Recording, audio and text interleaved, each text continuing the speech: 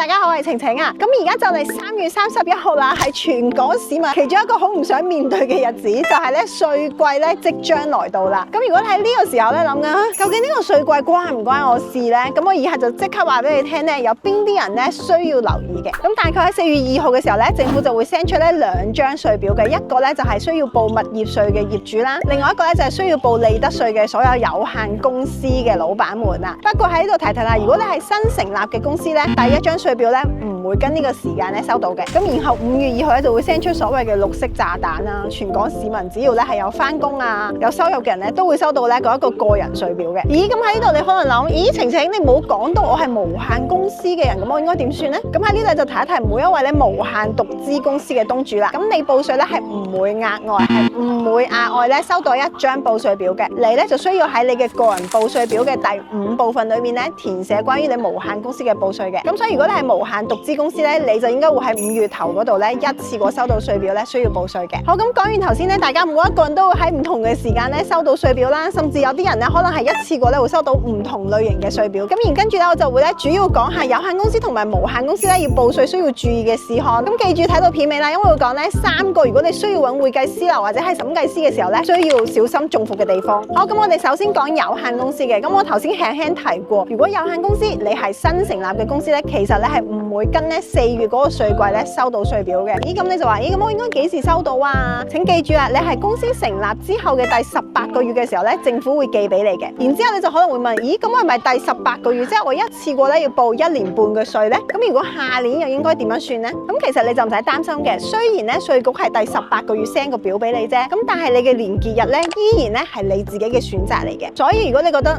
我覺得比較方便去計算咧，我想跟翻大家嘅稅季係將你嘅年結日咧定喺3月31號咧都係 OK 嘅。又或者咧都有好多人咧會揀一年咁樣去計算，即係譬如佢嘅年結日咧就會擺喺12月31號啦。咁甚至咧有人想我想避開高峰喎，我揀6月30或者9月30得唔得咧？其實都係可以嘅。咁所以咧都有好多新成立嘅有限公司，雖然佢未收到政府張稅表啦，但係咧接近而家3月31號咧，佢都會嚟揾我咧幫佢去埋數同埋報稅嘅。等佢咧真係收到稅表嘅時候，我哋就會自然幫佢填好張稅表咧，再交埋俾稅局。咁咧就更加唔怕到時咧先至嚟埋成盤數啊、年半啊，或者係搞好多嘢。咁呢個都係其中一個好嘅解決方法。咁當然你話如果我嘅 transaction 唔多，我可唔可以真係等到第18個月先嚟處理呢？咁當然都係可以。咁如果你想知道更加多關於有限公司報稅啊，究竟有啲咩稅率啊等等嘅嘢咧，其實我之前有拍過一個系列嘅片咧，去教大家。咁你可以喺呢度咧 click 翻上去，就會揾到我啲片噶啦。甚至咧點樣合法地減稅咧，我都有講啲 tips 俾你聽嘅。咁下一個咧，我想講嘅其實無論係有限公司或者無限公司嘅東主咧，呢樣嘢咧都關你事嘅。就係如果你嘅公司咧係有請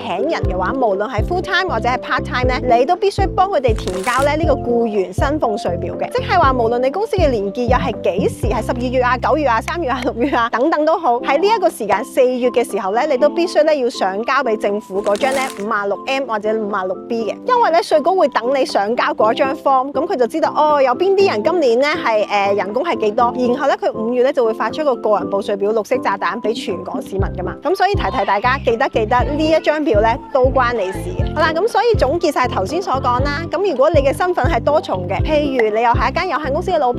然後咧你又係一個業主，又租呢個業務出去，然後你又有請人嘅話咧，咁記住啦，你要做足3樣嘅稅務噶喎。咁然後喺呢度有少少提大家嘅就係有啲人話我幾年都冇收到稅表喎，係咪等於咧我就唔需要報稅咧？大家記住啦，如果你冇收到稅表咧，有機會係你可能一直都冇上報過，你有返工啦，又或者係你之前咧都係虧損啦，公司冇賺錢啦，但係政府有講過嘅，其實咧你都需要 keep 住咁樣咧去做好你自己嘅帳目啦，同埋 keep 好啲單嘅。咁如果你嗰一年咧有盈利嘅話，你直情需要主動咧上報俾稅局嘅。如果唔係咧個責任唔係喺稅局度，唔係佢冇記表就係佢個責任嘅，個責任咧都係我哋自己嘅身上嘅。咁講到呢度，可能你都覺得個膊頭好重啦，點解我要報稅啊？等等係的確係一件好麻煩嘅事嚟嘅。所以咧特別係有限公司啦，或者係啲無限公司咧，佢更加會揾咧專業嘅會計師樓咧去幫你處理嘅。咁喺呢度就好快講講咧，去避免你中伏嘅一啲 tips 啦。第一點咧就係咧，如果佢同你講話，點都好啦，我會幫你做到咧唔使交稅嘅，放心交俾我啊。咁嗰啲呢啲説話咧，我希望你千祈咧唔好咁容易相信，因為當下你聽嘅時候，可能覺得哇幾好啊，你幫到我唔使交稅，但係其實你心入邊知你自己係咪真係需要交稅噶嘛？咁所以你唔知道個 report 佢會點樣幫你做啦，而到最後要孭呢個稅務責任咧，一定唔會係佢哋，係會係你。所以稅局要揾嘅人咧會係你，甚至真係好過分，需要告你上法庭程嘅時候咧，都係你嘅責任嚟嘅。然後咧，第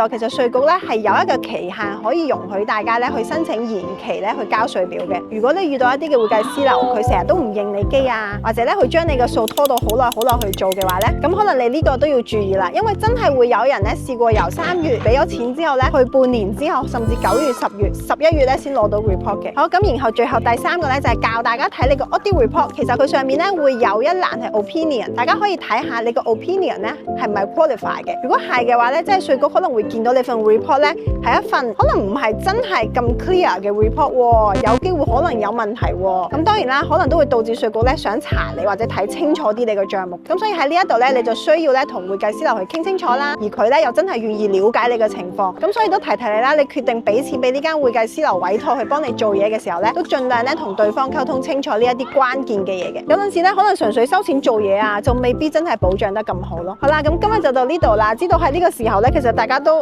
好唔想面對呢一個稅季嘅時間。咁如果你係有限公司或者無限公司，你需要報稅嘅話咧，都歡迎你可以嚟揾我，絕對咧會提供一個放心嘅服務俾大家嘅。咁當然咧就係希望可以陪大家咧順利咁樣度過呢個報稅嘅期。喺下邊咧有個 link 都可以直接揾到我嘅。咁希望呢條片都可以幫到你啦。未來你想知道更加多關於創業嘅資訊咧，都記得去撳呢個訂閱。咁我有出片咧就會第一時間收到㗎。咁我下次再見，拜拜。